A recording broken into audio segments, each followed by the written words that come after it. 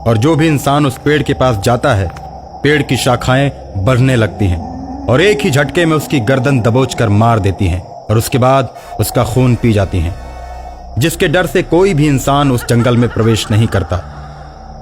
जब बहुत दिन से इंसान जंगल में नहीं गए तो सभी पेड़ वाले भूत भूख से कराहने लगे और आपस में बात करने लगे।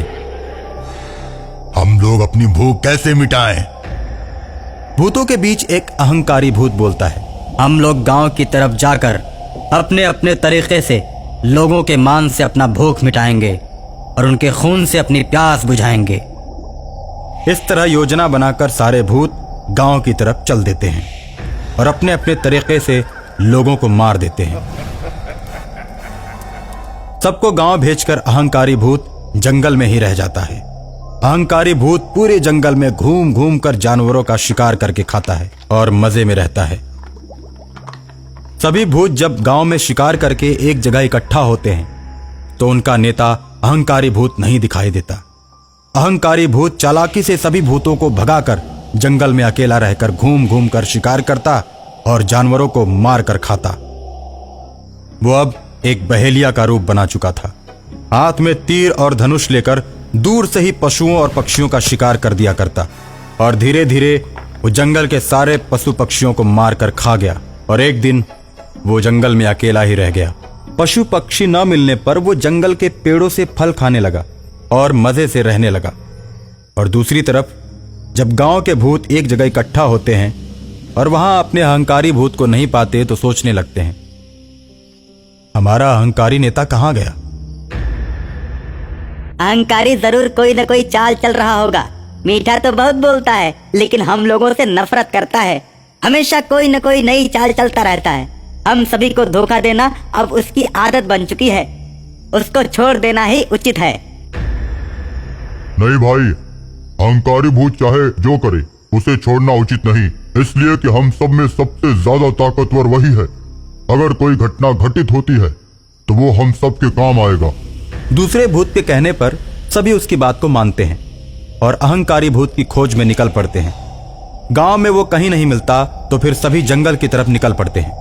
सभी भूतों को जंगल की तरफ आते हुए अहंकारी भूत देख लेता है और उनसे कहता है, ये पूरा जंगल हमारा है, अब तुम लोग गांव की तरफ ही जाकर रहो। ऐसा है कि हम लोगों की जनसंख्या बहुत अधिक हो चुकी है। एक जगह सभी का रहना ठीक नहीं। तुम लोग भी अपना अपना गांव बांट लो और एक एक गांव में एक एक भूत हो जाओ। उसके बाद सब मजे से रहेंगे। नहीं अहंकारी भाई, एकता में ही बल है। अगर कोई भी मुसीबत आएगी तो हम सब एक साथ मिलकर उसका मुकाबला करेंगे। ऐसे जब हम लोग अलग अलग हो जाएंगे तो हम कमजोर पड़ जाएंगे। अब तुम हमें सिखाओगे, भूत कभी भी कमजोर नहीं होता। हम लोगों की शक्तियों का कोई अंत नहीं। हम लोग अकेले ही इस दुनिया से काफी ज्यादा ताकतवर हैं। फिर मुसीबतों का सामना करने में डर कैसा? जैसी मुसीबत आएगी हम उसका सामना करेंगे। परेशानी आने पर हम एक हो जाएंगे।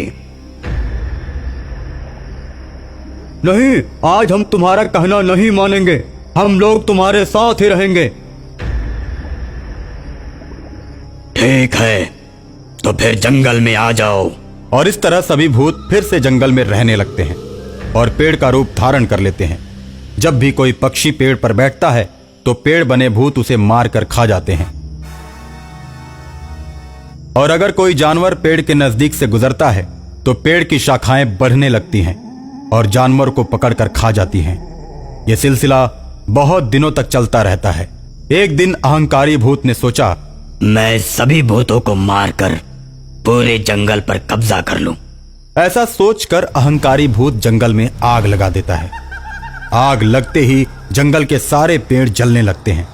उन पेड़ों के साथ साथ भूत बने पेड़ भी आग में जल जाते हैं और इस तरह अहंकार से भरा हुआ भूत अपने सभी भाइयों को मार देता है और अकेला होकर पूरे जंगल पर एक छत्र राज करने लगता है।